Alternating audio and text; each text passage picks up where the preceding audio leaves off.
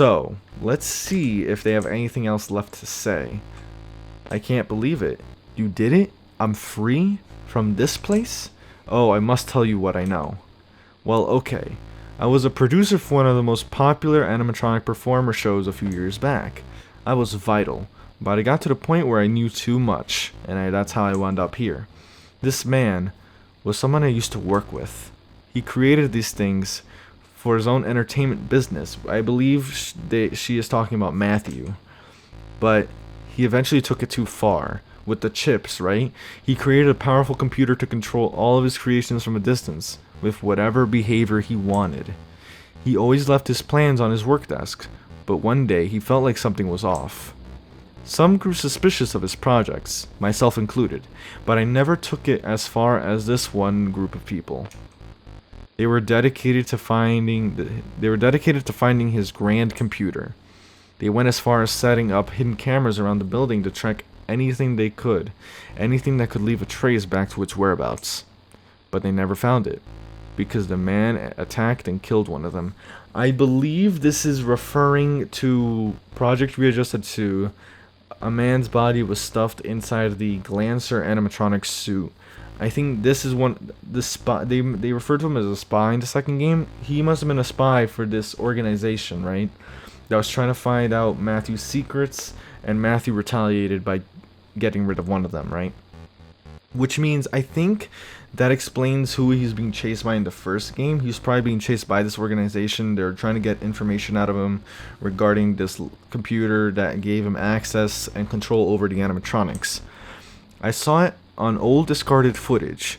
That is all I know. I hope this helps you. It definitely clears up a lot, like some of the events from the second game for sure, and gives me some ideas from the first game. This guy just wants to be done with me. Took you long enough. Let's make this conversation quick. I was one of the construction employees sent to renovate the supply and storage facility for future use, which I believe is the second location in the second game, right? The location in the second game, which I think now with all the wraiths could also be marked as hallucinations if where we were trying to protect the patients was right under that facility. But that's what I think so far. It was gonna be under some childish name like Buster's. I think it was Buster's Dino World. I was the only one that showed up to the job early, like always. I got to one of the storage trucks they left outside, and that's where my life took a turn. They had a rotting corpse and dismantled robots in the truck, man. A rotting corpse. You could never understand how disgusting that was to see face to face. Sucker fell right out of the truck too, like it was last in line. It was some blue record of a mascot suit. Yep, that's the Glancer suit from the second game. So maybe this was Matthew trying to clean up, possibly? Or no. What am I talking about? This is the second location, so it makes sense that this mascot suit with the dead body was here. Huh.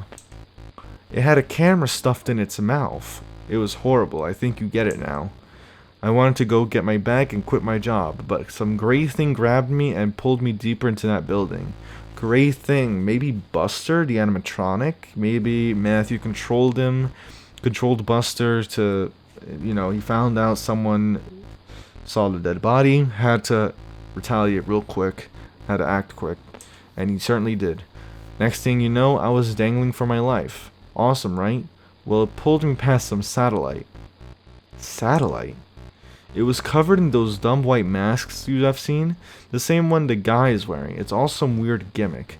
The guy, I believe that's referring to subject #3A, which is such a weird thing, right?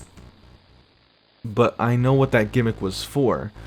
That satellite was being used to get that white rabbit robot back from the depths of the forest right off of Brickview Boulevard. It had to have been made for that. So this white rabbit robot was in the depths of the forest. Why? What is this robot? Is this even a Buster animatronic, I guess? Did Matthew design this rabbit? I think so.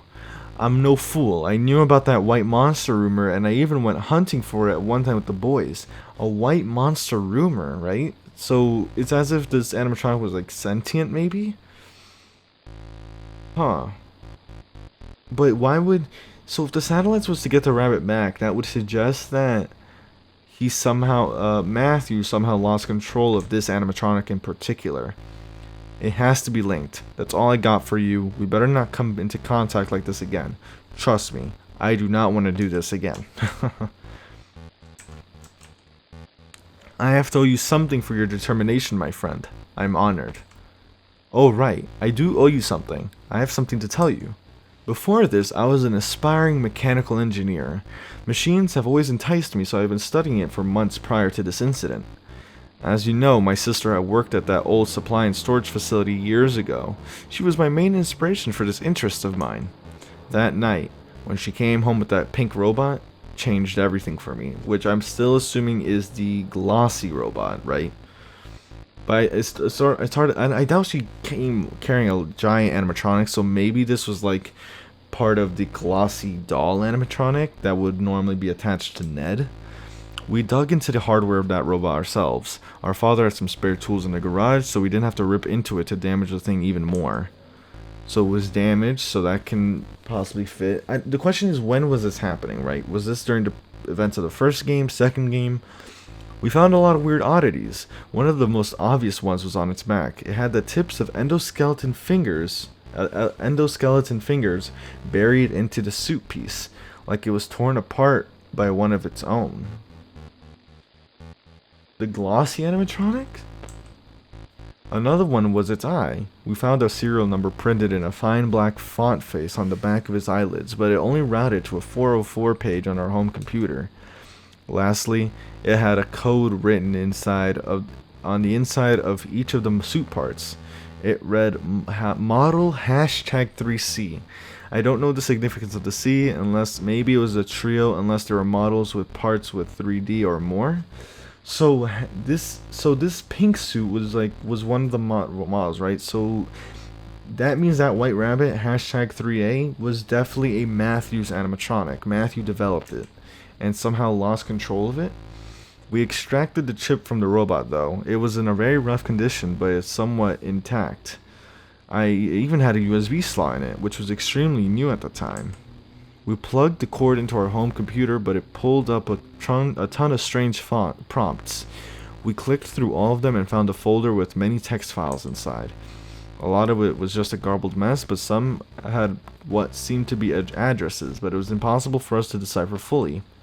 Was this animatronic generation holding locations? That's the strange part. What's even more strange is that it had a file named tasked.txt among all the other distorted file names. We opened it, but for some reason the USB had ejected itself. We tried plugging it back into the computer, but it wouldn't pick up again. All I was able to see on the screen before it disconnected was something along the lines of, "He must see what? He must see what I have done, and maybe he will realize he should have stayed by my side. I know what I am doing." That is all I know, friend. See you on the other side. There's a lot of mystery regarding the White Rabbit animatronic. That is definitely interesting. So, animatronics, look at that. Buster, oh no! So that's, okay, so I remember seeing that it said busted, but I wasn't sure if that was like a typo. It's actually intended to be busted. This is busted, guys, not Buster. Whoops. Wraith Buster. Wraith Finn. Subjected member? Subject model 3A. #3A. Buster. Minigame visualization. Oh, I never had a minigame. Finn? Huh. So I wonder who the subjected member was. We never really saw this guy. And they're referred to as an animatronic. So that's an interesting thing as well. Wraith Finn and Wraith Buster. So the Wraiths, apparently they didn't want to do this in the first place, but it's like they were coerced in a way. Even though they were no longer in their physical forms, it's like part of that programming was ingrained into them. And maybe that allowed Matthew to still control them. I don't know. That I might be going all over the place. So this is the computing room, the new faces of entertainment, right? So it's like as if they were trying to do a revamp type of deal. This is storage A, and this is the masking depot with the endoskeletons. This is your work desk with the glow stick active, and we can actually see it now, right? Behind the scenes, final office zone. Yeah, like I love seeing how like projects like this come to life. Camera true trailer scene. I never saw the trailers, but that is really cool. Huh. Oh, when they're trying to cover the cameras. Wraiths fully lit. Busted concept art and work in progress. I really do. I like the way they went with the models. Subjected member jump scare. Oh well, now I know they are in the game. And now we got a thank you note from Mechless himself. It has been an honor to make Five Nights at Freddy's fan games for this community. Without you all, I would not be where I am today. Project Readjusted has been a long but fun journey, spanning over several games, models, ideas, and much more. I have found many of my best friends through the interactions this series has provided to me, and I could not be happier. My initial goal as a fan game creator was to make my own trilogy of games, and now that goal has been completed. This series will finally be put to rest after over 4 years of activity. Despite this, I have learned a lot in game creation thanks to this experience and will forever aid me in my future. This is my final Five Nights at Freddy's fan game by myself, as I am not the same young developer as I was at the time of Project Readjusted 1 and 2. It is time to move on, though pressing for a third game was my best decision to make sure this series goes out with a bang, and out with a bang it has. I hope everyone has enjoyed their experience with this game with all the pride I've put into making this project the best it can be. Even through its bumpy roads, after a year plus of creating this game, I am extremely satisfied with the final product. I would like to personally thank the fans, friends, and supporters for sticking with me throughout this ride. It has been a pleasure making games for you.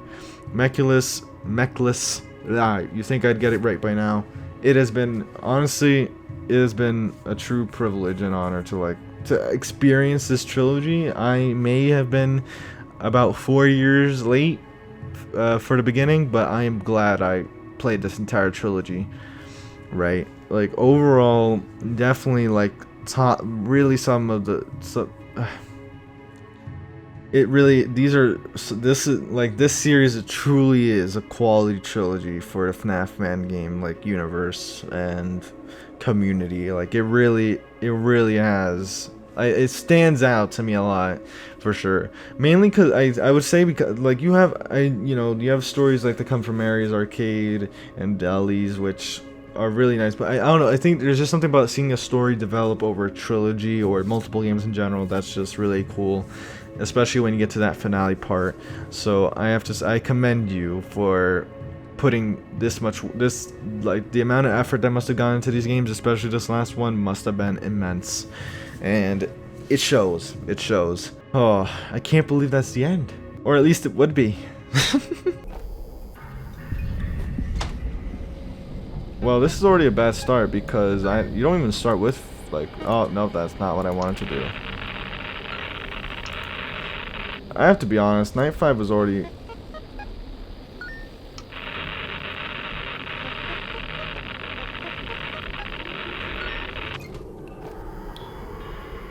Oh, well, someone died already.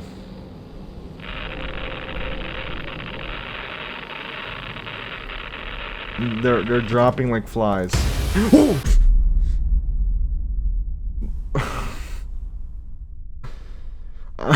This is different. You were taken out. Oh my god.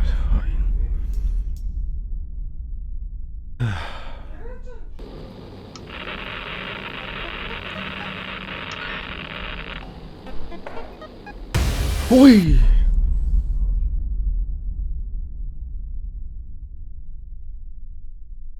Oh my god.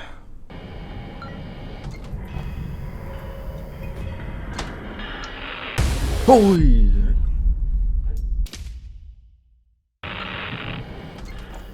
Oi!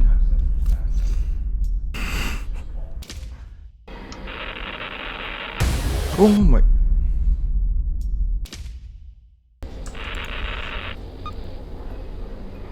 Oh, I guess I. Oh, bloody hell.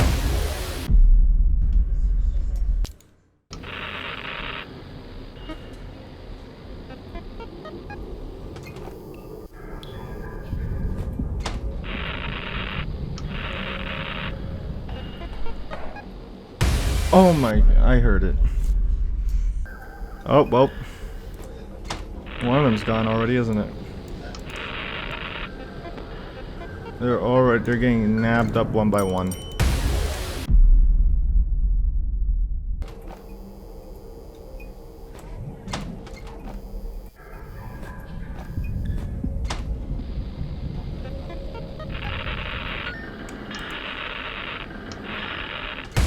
Oh my god, I was just about to hit the bell too.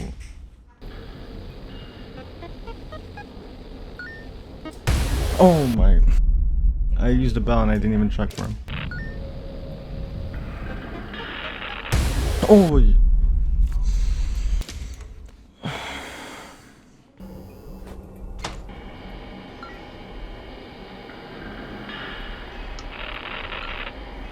Oh my god, I wasn't paying attention again.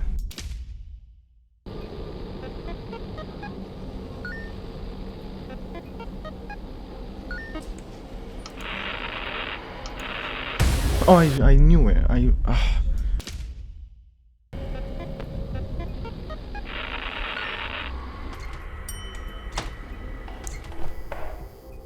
Oh, I heard it and I knew it.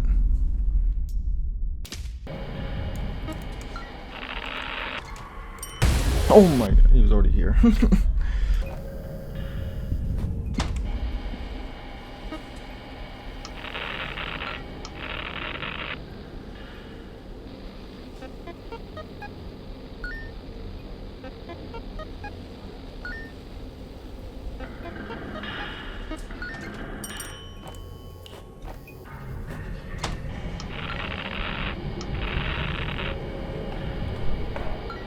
More reliable way. Oh! I forgot you have to keep the panel up.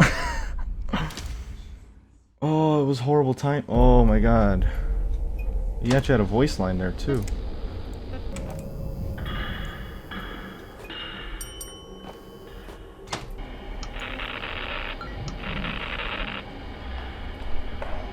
You're wrong, we'll be watching.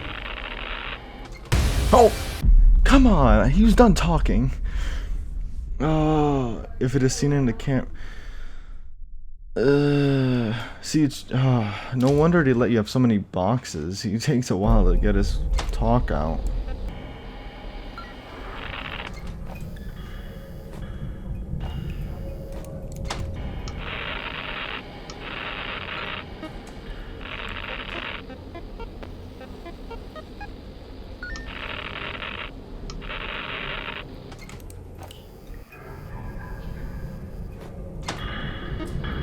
Oh my god. Oh, what?